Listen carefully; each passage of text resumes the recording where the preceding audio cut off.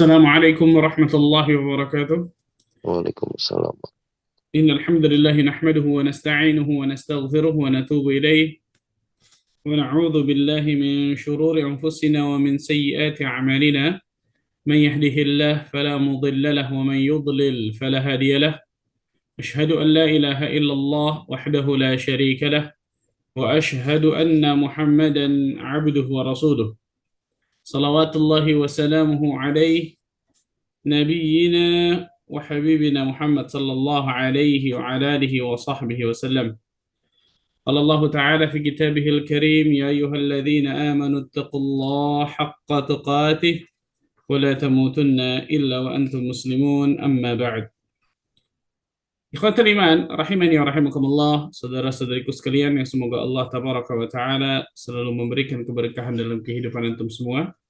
Alhamdulillah, kita selalu bersyukur kepada Allah Azza wa Jalla atas segala limpahan karunia dan nikmat yang Allah berikan kepada diri kita semua.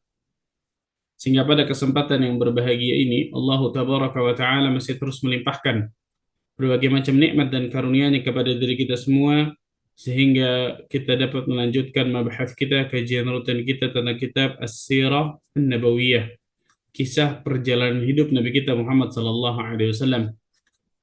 Terakhir sudah kita bahas kedatangan Bani Tamim kepada Nabi Sallallahu Alaihi Wasallam yang kurang beradab, tapi kemudian Nabi Sallallahu Alaihi Wasallam meluruskan mereka semua. Ternyata Bani Tamim ini, ikhwan, disebutkan dalam hadis ada keutamaan yang sangat luar biasa. Ada keutamaan yang sangat luar biasa yang disebutkan oleh Nabi Sallallahu Alaihi Wasallam dalam hadis-hadis yang sahih yang diriwayatkan Imam Muslim dan lain sebagainya. Di antaranya dari Abu Hurairah radhiyallahu taala anhu, qal la azalu uhibbu Bani Tamim ba'da thalath. Aku senantiasa mencintai Bani Tamim karena tiga hal. Karena tiga hal. Sami'tuhunna min Rasulillah sallallahu alaihi wasallam. Aku mendengarnya langsung dari Nabi sallallahu alaihi wasallam. Yaqulu laha fihim.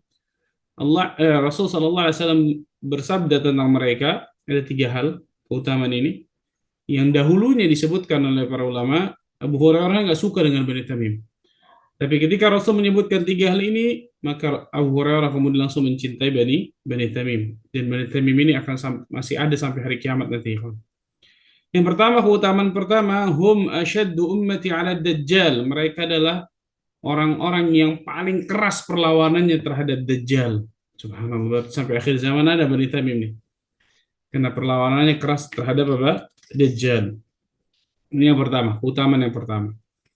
Yang kedua, ketika Aisyah memiliki sabiyah, itu budak dari wanita, maka Rasul sallallahu alaihi wasallam bersabda kepada Aisyah, "A'tiqiha fa innaha min waladi Ismail." Wahai Aisyah radhiyallahu anha, bebaskan budakmu itu karena budakmu itu dari keturunan Ismail alaihissalam, itu Bani Tamim. Jadi budaknya ini seorang wanita dari Bani Tamim. Rasulullah SAW menyuruh membebaskan budak tersebut. Karena ternyata Bani Tamim tersebut keturunan dari Nabi Ismail alaihissalam, Masya Allah. Dan yang ketiga, keutamaan yang ketiga, ketika datang sedekah mereka, harta sedekah mereka, maka Rasul sallallahu alaihi wasallam mengatakan, "Hadhihi sadaqatu qaumina." Ini adalah sedekah dari kaum kami, kaum kita. Jadi Nabi sallallahu alaihi wasallam sampai menganggap Bani Tamim itu dari bagian dari kaumnya. Allahu Akbar. Tiga keutamaan inilah yang menjadikan Abu Hurairah mencintai Bani Tamim luar biasa. Mencintai Bani Tamim, ini keutamaan luar biasa. Sebagaimana kita ketahui bersama, ya kan, setiap kabilah, setiap daerah, itu pasti ada orang yang baik, pasti ada orang yang buruk. Quraisy contohnya, betul ya? Ada Abu Bakar, ada Abu Jahal, kan gitu. Ada Abu Lahab, ada Umar, dan seterusnya. Setiap kabilah itu seperti itu tuh. Nah, sama seperti ini Bani Tamim. Banyak orang-orang yang istimewa di kalangan Bani Tamim, Masya Allah. Tapi ada juga yang ternyata apa? Buruk, na'udzubillah. Salah satu yang buruk, tidak lain tidak bukan adalah yang kemarin sudah kita bahas, Dzul Khuwaisirah, cikal bakal Khawarij, itu dari Bani Tamim itu, Dzul Khuwaisirah, yang mengatakan, "I'dil ya Muhammad," bersikap adillah wahai Muhammad. Maka memerah wajah Nabi sallallahu alaihi wasallam. Umar pada saat itu kemudian memenggal orang tersebut. Izinkan aku untuk memenggal orang ini, wahai Rasulullah SAW. Biarkan dia, da'uhu, biarkan dia. Karena dari tulang sulbi dirinya akan keluar tuh orang-orang yang keluar dari agama sebagaimana melesatnya anak panah dari sasarannya. Itu dari Bani Tamim tuh. Dzul Khuwaisir itu dari Bani Tamim. Tapi ternyata banyak juga pahlawan-pahlawan luar biasa dari Bani Tamim. Salah satunya ada Al-Qa'qa' At-Tamimi. Al-Qa'qa' At-Tamimi itu istimewa, Masya Allah. Sampai-sampai Khalid bin Walid mengatakan, La sawtul Qa'qa' ahabbu min alfi jaish.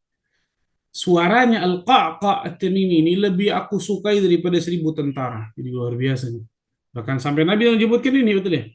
Orang-orang yang paling keras perlawanannya terhadap Dajjal, kata Nabi Shallallahu Alaihi Wasallam, adalah dari Bani Tamim. Maka suatu kezaliman besar ketika ada orang-orang menyamakan Dzul Khuwaisirah yang dari Bani Tamim dengan Syekh Muhammad bin Abdul Wahhab At-Tamimi. Nah, Syekh Muhammad bin Abdul Wahhab itu dari Bani Tamim, At-Tamimi, Masya Allah. Ada yang mengatakan, na'udzubillah min dzalik, yang perkataan yang buruk tersebut. Ini Syekh Muhammad bin Abdul Wahhab ini dari apa? Dari keturunan Dzul Khuwaisirah. Makanya dia juga khawarij. Na'udzubillah min dzalik. Kezaliman luar biasa kepada Syekh Muhammad bin Abdul Wahhab At-Tamimi rahimahullah ta'ala. Syekh Muhammad bin Abdul Wahhab adalah pembaharu luar biasa yang memurnikan kembali dakwah tauhid yang sempat meredup ketika di Jaziratul Arab pada saat zamannya. Subhanallah. Mujaddid pada abadnya, Masya Allah.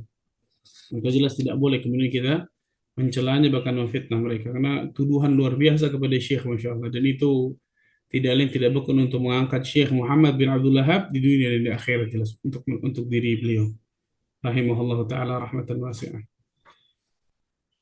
Kemudian ikhwatul iman rahimani wa rahimakumullah, sebagaimana kita ketahui bersama, tahun ke-9 adalah Amul Wufud. Amul Wufud, tahun delegasi. Karena banyak delegasi-delegasi utusan dari kabilah-kabilah yang datang kepada Nabi Sallallahu Alaihi Wasallam kemudian masuk dalam Islam. Salah satunya adalah utusan dari Bani Asad ibn Khuzaimah. Bani Asad bin Khuzaimah datang kepada Nabi Sallallahu Alaihi Wasallam tahun 9 Hijriah tersebut. Sekitar 10 orang dari Bani Asad ibn Khuzaimah, di antara Hadrami bin Amir, Dirar bin Azwar, Wabisah bin Ma'bad, Tulaihah bin Khuwailid, dan seterusnya. Kemudian mereka duduk di Masjid Nabawi bersama para sahabat Nabi radhiyallahu anhum jami'an. Mereka mengucapkan salam, kemudian mereka berbicara. Berkata Hadrami ibn Amir, Ya Rasulullah sallallahu alaihi wasallam, Inna syahidna anna Allah wahdahu la syarika lah wa annaka abduhu wa rasuluh wa ji'naka ya Rasulullah wa lam tab'ath ilayna ba'tha wa lam nuqatilka kama qatalatka al-arab wa nahnu ala ma wara'ina. Jadi mereka menganggap kelihatan seperti seakan-akan mereka punya jasa nih kepada Nabi sallallahu alaihi wasallam. Ya Rasulullah SAW, kami sesungguhnya sudah masuk ke dalam Islam, mentauhidkan Allah Azza wa Jalla, menjauhkan kesyirikan, kemudian apa? Bersaksi bahwa engkau adalah hamba Allah dan utusannya. Kami datang kepadamu dan engkau tidak pernah sama sekali memerangi kami. Engkau tidak pernah mengangkat senjata kepada kami, tidak sebagaimana orang-orang Arab terdahulu, atau tidak sebagaimana orang-orang Arab yang banyak yang ternyata menentangmu dahulu baru kemudian masuk ke dalam Islam. Kami selalu di belakangmu, wahai Rasul sallallahu alaihi wasallam. Subhanallah. Jadi mereka menganggap mereka punya jasa nih ke dalam Islam tersebut. Maka Allah tabaraka wa taala menurunkan surat, bayangkan menurunkan ayat di dalam surat Al-Hujurat, surat 49 ayat ke-17. Ayat ke-17. Allah tabaraka wa taala berfirman, yamunnuna 'alaika an aslamu. Mereka merasa berjasa kepadamu dengan keislaman mereka, ya Muhammad. Mereka merasa berjasa dengan keislamanmu, dengan keislaman mereka, wahai Muhammad. Qul, katakanlah ya Muhammad kepada mereka, la tamunnu 'alayya islamakum. Janganlah kalian merasa berjasa kepadaku dengan keislaman kalian. Balillahu yamunnu 'alaikum an hadakum lil iman. Sebenarnya Allah lah yang melimpahkan nikmat kepada kalian dengan menunjukkan kalian kepada keimanan, in kuntum shadiqin, jika kalian termasuk orang-orang yang Benar, subhanallah. Lihat, ketika mereka merasa punya jasa kepada Nabi, datang kepada Nabi menyebutkan seperti tadi itu, Allah tabaraka wa taala turunkan ayat, bayangkan. Allah tabaraka wa taala turunkan ayat. Allahu akbar. Disebutkan oleh Al-Hafidz Ibnu Hajar Al-Asqalani rahimahullahu taala dalam kitab Fathul Bari, wa Banu Asad kanu fi man irtadda ba'da wafatin Nabi sallallahu alaihi wasallam wa tabi'u Tulaiha bin Khuwailid Al-Asadi. Ternyata Bani Asad Ibn Khuzaimah ini ketika meninggalnya Nabi sallallahu alaihi wasallam mereka murtad. Lihat bahayanya, naudzubillah min dzalik nih. Merasa berjasa kepada Islam, merasa berjasa kepada Allah, merasa berjasa kepada Nabi sallallahu alaihi wasallam. Hati-hati nih. Setelah meninggalnya Nabi sallallahu alaihi wasallam mereka murtad dan mereka mengikuti Tulaiha bin Khuwailid Al-Asadi. Salah satu yang datang tadi namanya Tulaiha, betul ya? Tulaiha bin Khuwailid Al-Asadi. Ini salah satu orang yang mengaku Nabi setelah meninggalnya Nabi sallallahu alaihi wasallam. Nabi palsu nih. Tulaiha Al-Asadi terkenalnya. Ini dari suku ini. Dari suku Bani Asad ibn Khuzaimah. Dan mereka murtad mengikuti itu. Akhirnya diperangi oleh Khalid bin Walid luar biasa di zaman Abu Bakar As-Siddiq radhiyallahu anhu. Dihancurkan, mereka semua diserang luar biasa. Maka kemudian alhamdulillah mereka kembali ke dalam Islam. Allah masih kasih hidayah lagi, subhanallah. Mereka kembali ke dalam Islam. Salah satunya Taba Tuwailah. Tulaiha, afwan. Tulaihah Al-Asadi taubat dari nabi palsunya. Begitu juga Pak, banyak dari Bani Asad Ibn Khuzaimah tersebut bertobat kepada Allah dan bagus keislaman mereka. Bagus keislaman mereka. Ini dari sini kita ambil kesimpulan luar biasa. Hati-hati nih, kawan. Jangan pernah merasa berjasa kepada Islam. Subhanallah, agama ini pasti akan tegak dengan atau tanpa kita. Kita yang butuh agama ini, kita yang butuh dakwah ini, kita yang butuh Allah dan Rasulnya. Allah dan Rasul nggak butuh kita sama sekali. Agama ini pada hakikatnya nggak butuh kita sama sekali. Maka jangan pernah merasa berjasa sedikit pun kepada Islam. Orang-orang yang saleh adalah orang-orang yang selalu merasa dirinya selalu kurang dari amalannya, bukan malah sebaliknya. A'udzubillahi min dzalik. Wassallallahu alaihi. Kemudian kejadian selanjutnya yang terjadi antara perang Taif dengan perang Tabuk adalah kisah Islamnya Adi bin Hatim At-Ta'i. Ma'ruf nih kan. Adi bin Hatim At-Ta'i. At-Ta'i dari Gunung Tai. Hatim At-Ta'i itu orang yang sangat super dermawan luar biasa ketika di zamannya. Sangat dermawan luar biasa. Dia punya anak namanya Adi. Nah, Adinya ini yang masuk ke dalam Islam nih. Adi bin Hatim At-Ta'i. Bagaimana kisah keislamannya? Disebutkan di riwayat Imam Ahmad, Ibnu Hibban, At-Tirmidzi dan juga lainnya, Ja'at khailu Rasulullah sallallahu alaihi wasallam. Adi bin Hatim bercerita nih. Datang utusan Nabi sallallahu alaihi wasallam. Maka kemudian apa? Fa kharajtu hatta kuntu fi aqsal ardi mimma yali Rum. Maka kemudian aku keluar ketika utusan Nabi datang tuh ke kami, maka aku keluar ke daerah yang paling jauh, hampir dekat dengan Romawi. Nggak mau menemui, kabur dari Nabi SAW dan kabur dari utusan Nabi. Fa'akhadhu ammati wa nasan. Maka utusan Nabi SAW mengambil bibiku dan sebagian dari manusia. Falamma atau bihim Rasulullah SAW fasafu lahu. Maka ketika datang di hadapan Nabi SAW, Rasulullah SAW menjejerkan mereka semua.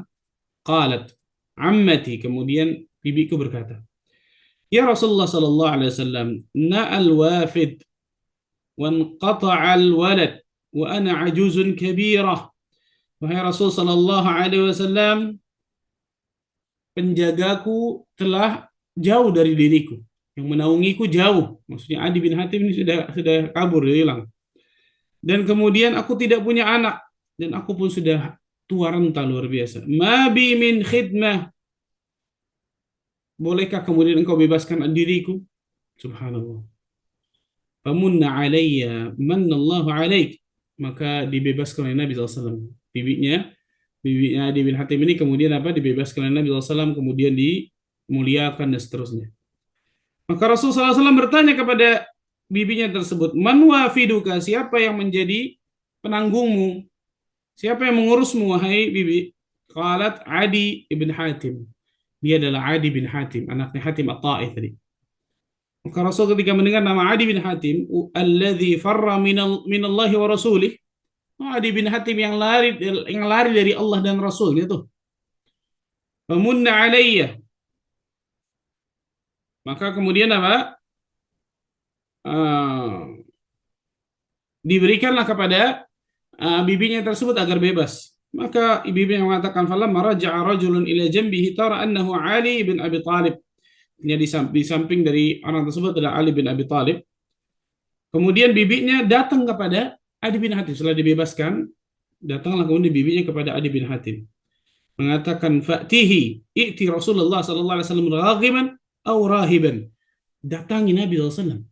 Datangi, engkau datang kepada Nabi sallallahu alaihi wasallam baik engkau dalam keadaan takut atau engkau dalam keadaan berharap.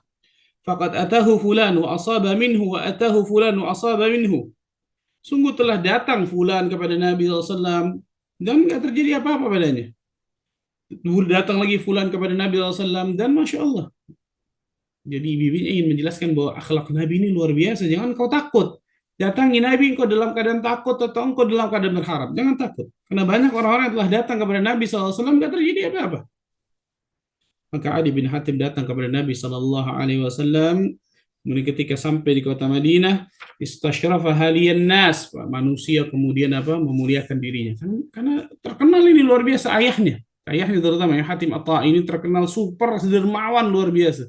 Menginfakkan hartanya luar biasa, Masya Allah. Maka manusia mengatakan, Ja'a Adi bin Hatim. Ja'a Adi bin Hatim. Datang Adi bin Hatim. Adi bin Hatim datang ke sini, subhanallah. Maka ketika sampai di hadapan Nabi Sallallahu Alaihi Wasallam, Rasul Sallallahu Alaihi Wasallam berkata kepada diriku, Ya Adi bin Hatim, ma afarraka an yuqala la ilaha illallah. Apa yang menjadikan dirimu lari dari mengucapkan la ilaha illallah? Fahal min ilahin illallah? Apakah ada Tuhan yang berhak diibadahi dengan benar selain Allah? Ma afarraka an yuqala Allahu akbar. Apa yang menjadikanmu lari untuk mengucapkan Allahu akbar? Fahal min syai'in akbaru min Allah? Apakah ada sesuatu yang lebih besar, lebih agung daripada Allah? Ya Adi bin Hatim, aslim taslam. Wahai Adi bin Hatim, Islamlah, engkau akan selamat. Rasulullah sallallahu alaihi wasallam mengulangi ini 3 kali pada Adi bin Hatim. Kemudian Adi bin Hatim mengatakan, inni ala dinin. Ya Rasulullah, aku sudah punya agama. Jadi Adi bin Hatim ini agamanya Nasrani, Nasara. Kalau Rasul sallallahu alaihi wasallam, maka Rasul sallallahu alaihi wasallam berkata kepadanya, ana a'lamu bidinika minka. Aku lebih mengetahui, lebih berilmu tentang agamamu ketimbang engkau. Subhanallah. Faqultu anta a'lamu bidini minni. Engkau lebih berilmu mengetahui tentang agamaku daripada diriku, ya Nabi. Naam, kata Rasulullah. Alasta minar rukusiyah wa anta ta'kulul mirba' qaumaka. Bukankah dari rukusiyah? Bukankah dari rukusiyah? Rukusiyah ini agama antara Romawi dengan Sabi'in. Salah satu pecahan dari antara Nasrani dengan Sabi'in. Salah satu pecahan dari Nasrani. Bukankah agama rukusiyah tadi? Pecahan dari Nasrani. Wa anta ta'kulul mirba' qaumaka. Dan engkau memakan 1/4 dari ghanimah di zaman jahiliyah. Bala Rasulullah, betul Rasulullah. Fa inna hadza la yahillu laka fi dinik. Maka sesungguhnya perbuatan itu tidak dihalalkan kepadamu. Karena kita tahu bersama yang dihalalkan ghanimah itu hanya Nabi sallallahu alaihi wasallam dengan umatnya. Adapun sebelum Nabi sallallahu alaihi wasallam tidak pernah para nabi dihalalkan ghanimah kepada mereka. Nah, Rasul tahu nih, agama engkau rukusiyah tadi, pecahan dari agama Nasrani, bukankah engkau pernah mengambil, memakan dari 1/4 dari harta rampasan perang ghanimah? Betul Rasulullah, betul. Fa inna hadza la yahillu laka fi dinik. Itu enggak halal bagi dirimu, enggak halal sama sekali. Maka kemudian falam ya'du an qalaha. Maka Adi bin Hatim tidak bisa berkata-kata subhanallah. Maka kemudian Adi bin Hatim fada'tu. Aku kemudian berlutut, subhanallah, tunduk maksudnya. Lemas istilahnya bahasa kita ya. Thumma qala Rasulullah SAW, maka Rasulullah SAW bersabda kepadanya, Ama inni a'lamu walladhi yamna'uka minal Islam. Sesungguhnya aku mengetahui apa yang menghalangi dirimu untuk masuk ke dalam Islam. Jadi Rasulullah SAW tahu apa yang menghalangi Adi bin Hatim untuk masuk ke dalam Islam. Taqul innama ittaba'ahu dha'afahu an-nas wa man la quwwata lahu wa qad ramathumul Arab ata'riful hirah, karena sesungguhnya engkau melihat bahwa yang mengikuti diriku itu orang-orang lemah di antara manusia, bukan orang-orang yang punya kekuatan dari bangsa-bangsa Arab. Betul ya? Nabi SAW tahu, bayangkan, kepada Adi bin Hatim. Apa engkau mengetahui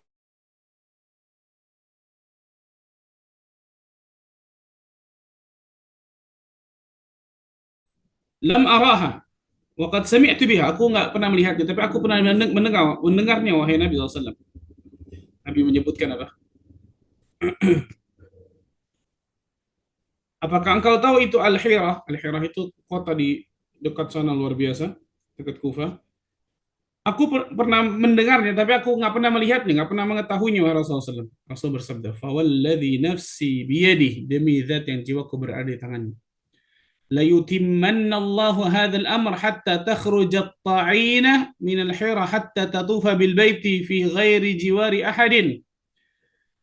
Allah tabaraka wa taala akan membebaskan Hirah, kota Hirah tersebut nanti, sehingga menyebabkan seorang wanita dari Hirah akan datang ke kota Mekah untuk tawaf di Baitullah dalam keadaan aman, nggak ada di sampingnya sama sekali keburukan.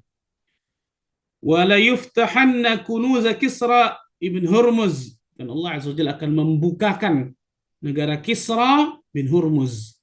Kisra Parsi ini luar biasa. Jadi Persia, Rasul ingin sebutkan bahwa Al-Hirah itu akan ditaklukkan di tangan Islam, karena dia kan Adi bin Hatim melihat apa, yang mengikut Nabi cenacah bukan orang-orang yang pembesar, orang-orang yang lemah, itu menjadikan mereka, dia nggak mau masuk Islam gitu maksudnya. Yang Rasul menyebutkan nanti, wahai Adi bin Hatim, Allah tabaraka wa taala akan bukakan kota Hirah tadi itu, kemudian juga akan Allah bukakan kunuz, harta-harta luar biasa dari Kisra bin Hurmuz. Kisra Parsi dari Hurmuz. Kisra bin Hurmuz kaget dia. Naam, kata Rasulullah. Kisra ibn Hurmuz. Wa la yubdhalanna al-mal hatta la yaqbaluhu ahad. Dan akan dibagi-bagikan harta tersebut sampai tidak ada yang mau menerimanya sedikit pun. Allahu Akbar. Allahu Akbar. Nah, ini disebutkan oleh para ulama. Maka Adi bin Hatim mengatakan, "Fahadhi ta'ina takhruju min al-hirah fatufu bil baiti bi ghairi jiwar. Walaqad kuntu fi man fataha kunuz al-Kisra walladhi nafsi biyadi lakunanna thalitha." Ya, Rasulullah SAW qad qalaha. Jadi ini menunjukkan bagaimana sabda Nabi Sallallahu Alaihi Wasallam akan benar, luar biasa, akan terbukanya kota Hirah dan akan takluknya negeri Parsi, sehingga mendapatkan harta rampasan perang yang banyak dibagi-bagi kepada para sahabat sampai mereka menolak sebagian dari mereka saking banyaknya. Maka masuklah kemudian Adi bin Hatim apa? Masuk dalam Islam. Kemudian Nabi bin Hatim bertanya kepada Nabi tentang ayahnya, Hatim Al-Ta'i, yang sangat dermawan, baik, luar biasa.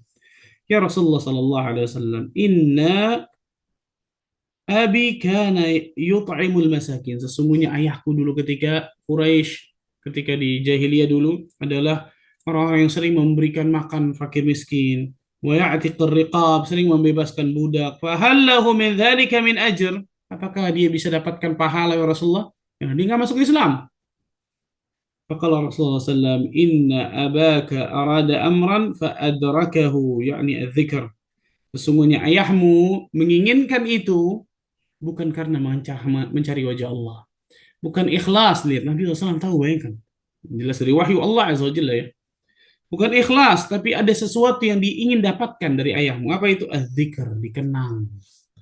Disebut namanya, orang dermawan, dikenang. Dikatakan orang yang baik hati, dermawan, dan seterusnya. Allahu Akbar. Asabahu, dan disebutkan, dan dia telah dapatkan itu.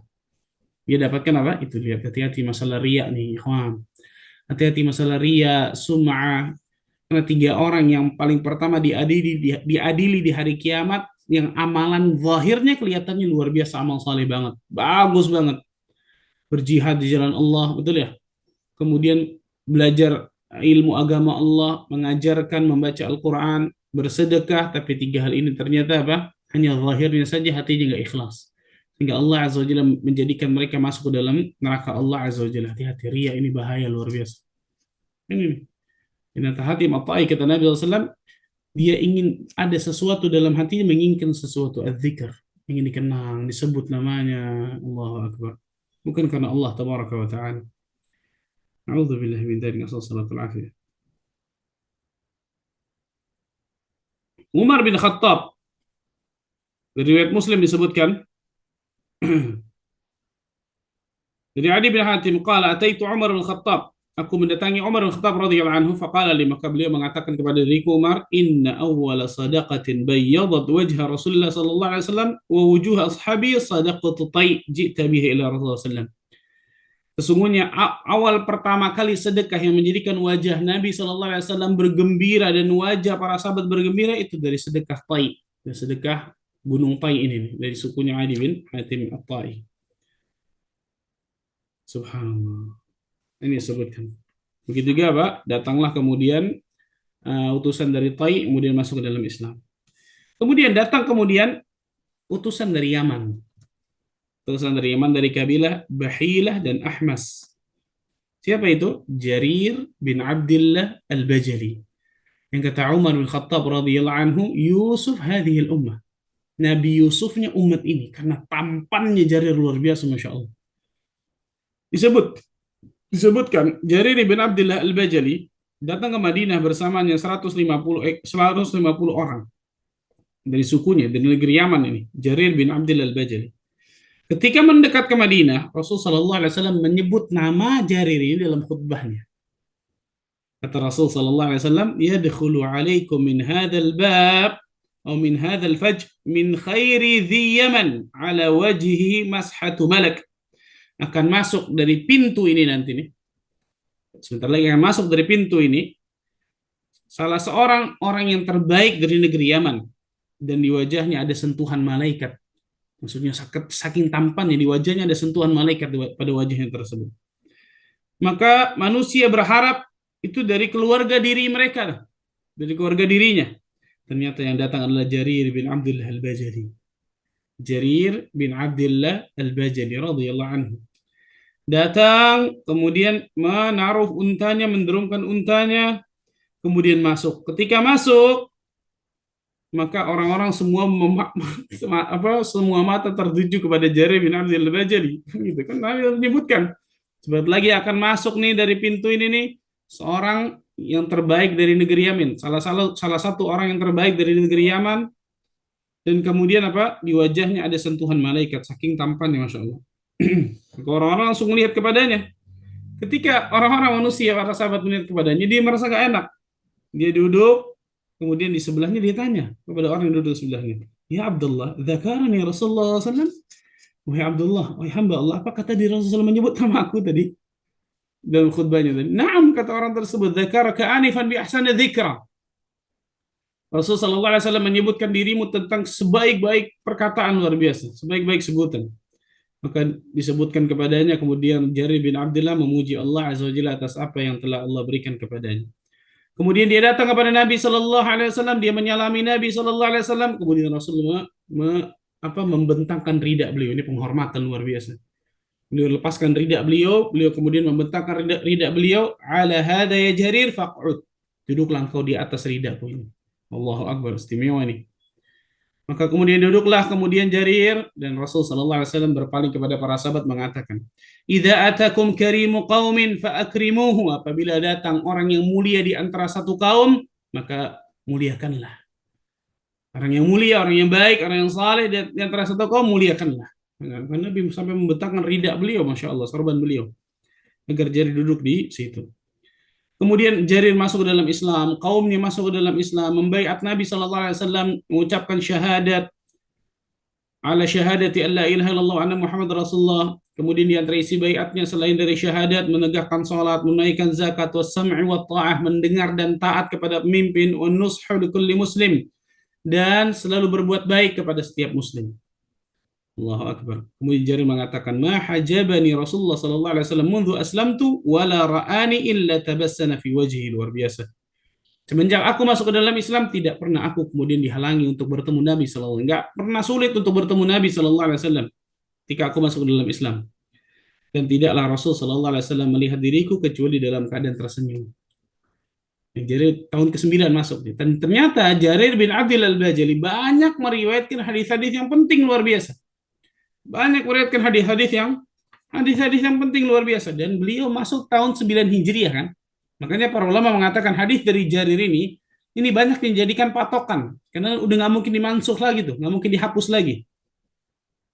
Salah satunya adalah tentang wudhu, tentang mashalah khuffain. Kemudian tentang salah satu disebutkan ketika Nabi SAW pernah buang air kecil, mustaqbil qiblah, beliau menghadap ke kiblat, tapi di depan beliau ada jidar, ada tembok. Nah, ini menjadikan sebagian ulama membolehkan ketika seseorang buang air kecil atau besar, ketika dia menghadap atau membelakangi kiblat, tapi ada tembok, ada penghalang yang menghalanginya. Tapi kalau terbuka, nggak boleh sama sekali kemudian seseorang menghadap atau membelakangi dari kiblat. Di antara dari hadis Jarir ini, dari hadis Jarir bin Abdul Al-Bajali, masya Allah. Kemudian setelah itu, Rasul Shallallahu Alaihi Wasallam menyebutkan kepada Jarir ibn Abdul Al-Bajali, ala turihuni min dhil khalasah, apakah engkau turihuni ingin mengistirahatkan aku dari Dzul Khulasah. Ternyata Dzul Khulasah ini adalah berhala di negeri Yaman. Jadi satu rumah, yang rumah tersebut ada batungnya, ada berhala dalam rumah tersebut di negeri Yaman yang biasa disembah oleh suku Daus, suku Khath'am, dan suku Bajilah. Tiga suku di Yaman. Daus, Khath'am, Bajilah. Maka Rasul Sallallahu Alaihi Wasallam mengatakan kepada Jarir, apakah engkau ingin mengistirahatkan aku dari Dzul Khalasah? Salah satu berhala ini. Bala Rasulullah. Maka berangkatlah kemudian Jarir bin Abdul Al-Bajali dengan 150 pasukan berkuda dari Ahmas. Kemudian Jarir berkata kepada Rasul sallallahu alaihi wasallam, "Ya Rasulullah sallam, kuntu la athbutu 'alal khail." Aku enggak kokoh ketika aku berada di atas kuda, ya Rasulullah. Sering goyang-goyang. Maka Rasul sallallahu alaihi wasallam meletakkan tangannya di dadaku, kemudian mendoakan diriku. Kemudian aku melihat bekas dari tangannya di dadaku. Kemudian Rasulullah SAW berdoa, Allahumma thabbithu, ya Allah kokohkan dirinya Allah. Waj'alhu hadiyan mahdiyan, dan jadikan dirinya orang yang memberikan petunjuk dan diberi petunjuk. Allahu Akbar. Maka pada saat itu, semenjak itu, fama waqa'tu an farasi ba'd. Nggak pernah sama sekali aku kemudian tidak kokoh di atas kudaku. Ajib dari doa Nabi SAW. Maka datanglah kemudian Jarir ke Dzul Khulasah, menghancurkan, membakar kemudian dari Dzul Khulasah tersebut. Kemudian Rasul sallallahu alaihi wasallam mendoakan kebaikan luar biasa kepada Jarir bin Abdullah dan kepada Ahmas. Bahkan dalam riwayat disebutkan sampai Rasul sallallahu alaihi wasallam berdoa 3 kali, bahkan sampai 5 kali untuk mendoakan kebaikan kepada pasukan Ahmas tersebut. Di antara peristiwa yang terjadi pula meninggalnya orang yang saleh, Raja Najasyi. Raja Najasyi yang bernama Ashamah. Najasyi itu kan gelar raja dari Habasyah, Najasyi.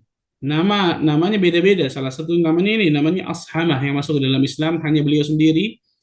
Najasyi kemudian kaumnya tidak ada yang masuk ke dalam Islam. Meninggal di tahun ke-9 Hijriah. Maka ketika itu Rasul sallallahu alaihi wasallam ketika mendapatkan kabar dari Allah, dari malaikat Jibril, maka kemudian Rasul sallallahu alaihi wasallam mengatakan kepada para sahabatnya, istighfiru li akhikum, mintakanlah ampun akan saudaramu tersebut. Dan mereka disebutkan matal yaum rajulan salih, hari ini meninggal orang yang saleh. Faqumu fasallu ala akhikum Ashamah. Baik, kita berdiri, kita salatkan kepada saudara kalian itu, Ashamah. Ashamah ini Najasyi, nama dari Raja Najasyi yang masuk dalam Islam, bahkan memberikan bantuan kepada kaum muslimin ketika Ja'far bin Abi Thalib dengan sebagian sahabat hijrah ke negeri Habasyah tersebut.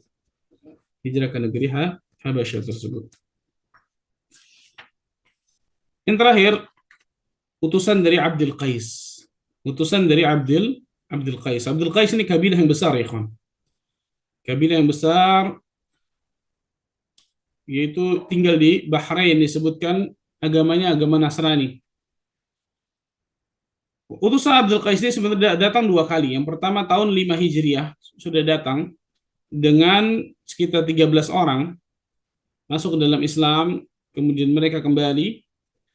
Kemudian Abdul Qais datang lagi, subhanallah, ketika tahun ke-9 ini nih. Maka kemudian Nabi Shallallahu Alaihi Wasallam mendoakan kebaikan kepada dirinya, kepada utusan Abdul Qais tersebut. Kemudian mereka membaiat Nabi Shallallahu Alaihi Wasallam. Mereka membaiat Nabi Shallallahu Alaihi Wasallam. Rasulullah SAW mengatakan syahadatu an la ilaha illallah wa anna Muhammad Rasulullah wa iqamis salat wa ita'iz zakah wa siyami Ramadan wa an tu'tu minal maghnamil khumus. Rasulullah SAW mengatakan, atadruna mal iman billah wahdah? Apakah engkau tahu apa itu iman kepada Allah semata? Allah wa Rasulullah alam. Mereka mengatakan Allah dan Rasul lebih tahu. Mengucapkan syahadat, dua kalimat syahadat, mendirikan salat, menunaikan zakat, puasa Ramadan, dan memberikan seperlima dari apa? Harta rampasan perang. Memberikan seperlima dari harta rampasan perang. Intinya mereka masuk ke dalam Islam. Utusan dari Abdul Qais tersebut uh, itu yang dua kali datang ya, yang tahun ke-5 sama tahun ke-8 mereka datang, kemudian apa? Rasul Shallallahu Alaihi Wasallam mendoakan kepada mereka dan seterusnya. Panjang kisah tentang masalah Abdul Qais ini ternyata, subhanallah. Anak kuliah intinya mereka masuk dalam Islam, menjadikan mereka Islam ini bagus, dan seterusnya ada pembahasan tersendiri masalah ini. Ini diantara kisah-kisah yang terjadi antara perang Taif dengan perang Tabuk, beberapa kisah yang terjadi. Insyaallah taala setelah ini kita akan bahas tentang Rasul Shallallahu Alaihi Wasallam menghajar, memboikot para istri beliau. Baru kemudian setelah itu kita akan bahas tentang perang Tabuk, ikhwan. Wallahu taala a'lam bishawab. Itu mungkin yang saya bisa sampaikan. Semoga Allah tabaraka wa taala selalu berkahi pertemuan kita. Semoga Allah jadikan diri kita termasuk orang-orang yang selalu ikhlas meniti siratal mustaqim sampai nantinya Allah wafatkan diri kita semua dalam keadaan husnul khatimah. Allahumma amin rabbil alamin. Subhanakallah wa bihamdika asyhadu an la ilaha illa anta astaghfiruka wa atubu ilaik. Wassalamualaikum warahmatullahi wabarakatuh.